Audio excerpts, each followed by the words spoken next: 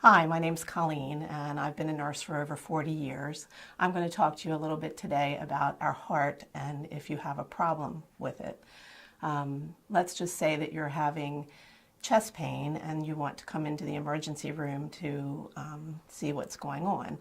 First of all, our heart is a muscle that circulates blood through our body and brings oxygen and nutrients to vital organs. And if you're having discomfort or pain and you come to the emergency room, there are certain things that are going to happen.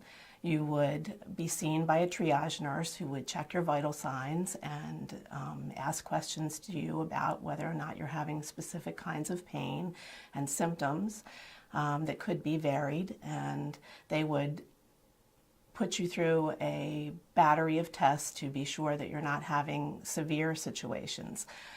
If you're having crushing chest pain or you're having shortness of breath or any of those severe symptoms, they would do an EKG, they would check blood work to see if you have elevated enzymes, and they would possibly do some other testing, an echocardiogram, or tests along that line.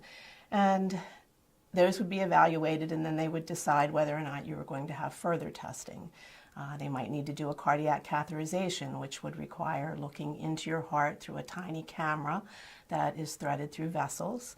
And then if they find any defects or problems, you might have to have surgery.